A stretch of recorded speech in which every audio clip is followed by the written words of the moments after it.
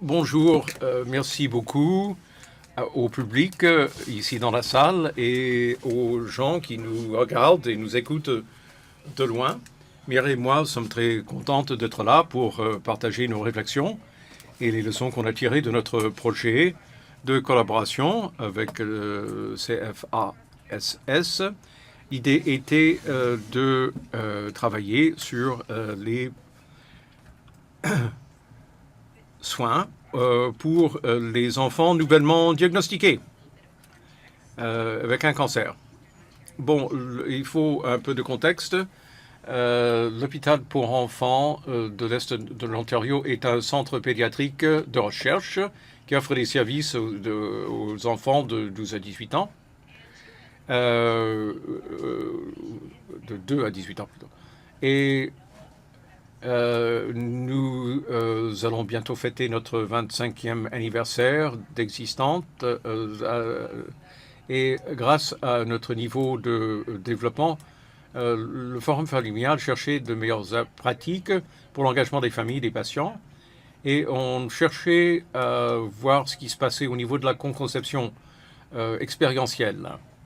Alors quand ce projet a été conçu, et qu'il y a eu des appels de propositions pour le financement, on a voulu aller de l'avant.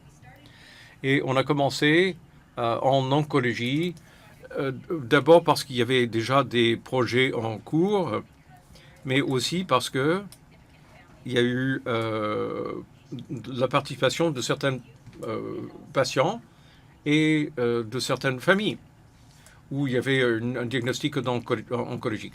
Et je vais demander à ma co-présentatrice de vous parler brièvement de certains processus. Et je vais vous parler très rapidement du processus de conception parce qu'il y a de très bons outils. Le King's Fund, le site web du King's Fund vous propose un coffre à outils. Quand j'ai commencé à travailler au CHEO, c'était assez facile parce que j'avais déjà tout au bout des doigts.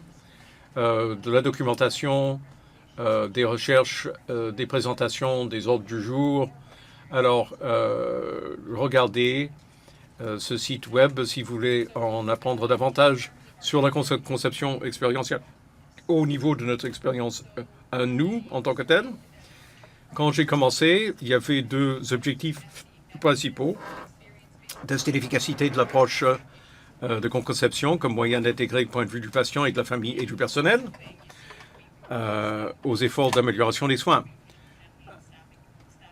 Alors, c'était un objectif assez générique parce qu'un aspect du processus EBCD était d'identifier ensemble ce qu'on voulait améliorer. Alors, plus tard dans le processus, on a remplacé l'objectif générique par l'amélioration du processus d'orientation en oncologie, le soutien de matériaux de soutien pour s'assurer que les patients, les familles, le personnel aient les connaissances et les ressources voulues pour devenir de bons partenaires des soins, qui est ressorti comme thème dans l'analyse des données que nous avons recueillies. Il était essentiel de faire en sorte que les gens, dès le départ, comprenaient ce que c'était être un bon partenaire des soins, de part et d'autre. Encore une fois, nos objectifs étaient propres au processus EBCD. On a commencé par l'identification des expériences des gens. On l'a fait avec des groupes de familles. Une douzaine de familles se sont portées volontaires. Et les 24 parents ont présenté, 5 jeunes ont participé et 2 pères de frères et sœurs. J'ai promis que je n'allais pas entrer dans le détail, alors faisons une avance rapide. Alors, n'essayez pas de lire cela, mais le British Medical Journal, il y a une communication très brève qui est sortie en 2015 de Glenn Robel. Et je crois que c'est le British Medical Journal qui a imprimé cet élément d'infographie. Ça ressemble un petit peu à une chaîne d'assemblage. Mais finalement, ça fait une assez bonne synthèse du processus. Mon défi, quand j'ai commencé, c'était ce qu'on appelle la première phase, l'ethnographie. On écoute les histoires et on essaie d'approfondir notre connaissance des expériences mutuelles. Et encore une fois, le site King's Fund est très utile. En prévoyant ce qu'allaient être nos projets d'amélioration, je me suis demandé qu'est-ce qu'on va avoir comme outil. Et le site King's Fund est mis à jour. Il y a beaucoup plus de choses sur la conception. Il vous aiguillonne vers un site en Nouvelle-Zélande, par exemple, qui décrit une série de processus de conception. Mais ça m'a obligé de voir ce qui se passait à notre hôpital. Alors, on allait tester le BCD et à partir des leçons apprises, on verrait comment on pourrait intégrer ça dans notre cadre qualité. Mais on allait faire des améliorations et c'était logique d'ailleurs. Bon, on fait Lean et maintenant on va faire ça et on est tellement occupé et ça va marcher comment? Alors je me suis dit, il faudrait peut-être l'inclure plus tôt. Alors j'ai bu le Kool-Aid Lean, qui n'avait pas si mauvais goût que ça. Et bon, ceci c'est juste avant qu'on commence à intégrer certaines des pratiques Lean. Et ça, on voit un moment clé dans le processus de conception. Nous avons travaillé avec les gens individuellement, en groupe, et puis ensuite on les a réunis dans une grande équipe, une espèce de plénière. Et on a commencé par regarder une vidéo qui était constituée de clips des familles qui expliquaient quel avait été le voyage des soins pour eux. Moi, je savais que certains membres du personnel pourraient trouver ça difficile d'entendre certains des clips. Et le chercheur me dit, bon, peut-être qu'il faudrait supprimer certains des clips. Alors, je voulais pas rendre le contenu plus sûr, mais j'ai veillé à ce que l'ambiance soit très sécuritaire pour qu'on puisse avoir de bonnes conversations productives. Alors, d'abord, j'ai rencontré individuellement certains membres du personnel. Ce n'est pas décrit sur le site web King's Fund, mais si vous voulez réussir, parce que là, on essaie de générer une compréhension de la guérison. Mais comme facilitateur ou facilitatrice, il faut comprendre qu'il y a un élément de guérison.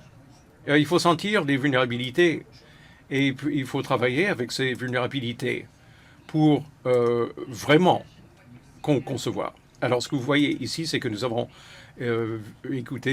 visionné le vidéo.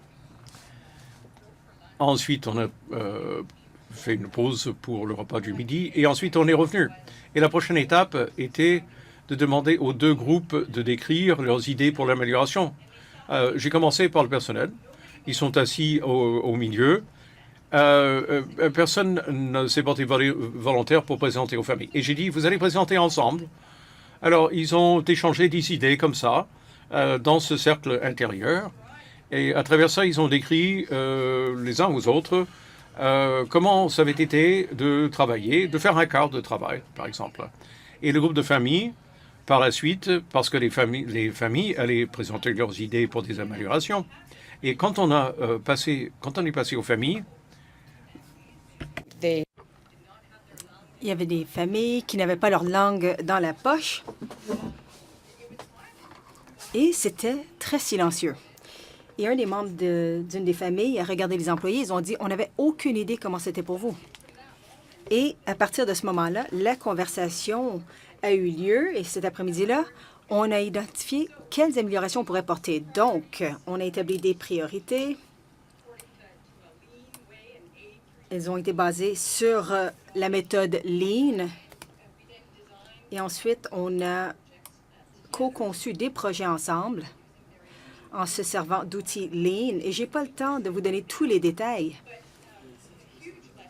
Mais la leçon tirée pour nous, c'est que j'ai essayé d'intégrer la pensée Lean tôt dans le processus parce que je m'attendais à ce qu'on ait un projet d'amélioration. Mais j'ai vu que même lors de la première phase explorative pour approfondir nos connaissances, il y a des outils d'amélioration qu'on aurait pu intégrer dès le début. Par exemple, une carte des sentiments a été créée. Alors, des points dans le cheminement de la famille et du patient qui était important pour eux. Et ça nous donnait des idées où on pourrait améliorer les choses. J'aurais aimé intégrer ça à notre carte de l'état actuel afin qu'on puisse identifier qu'est-ce qui se passait pour les employés, quelles sont les étapes du processus. Donc, on l'a fait plus tard et ça a généré ou ça a clarifié notre pensée ou nos prochaines étapes. Je pense que vous allez recevoir une copie de ces acétates. Alors, ici, je démontre comment le BCD et le Lean peuvent s'intégrer ou s'imbriquer et comment on peut combler l'écart. Je pense que il peut y avoir une belle intégration. J'espère qu'on va continuer à travailler là-dessus dans les mois à suivre. Et on va examiner la durabilité et travailler avec nos conseillers Lean pour identifier des façons de créer des partenariats avec les patients et leurs familles.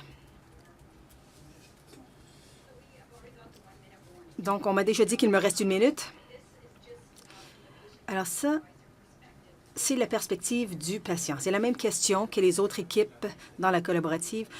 La même question qu'on leur a posée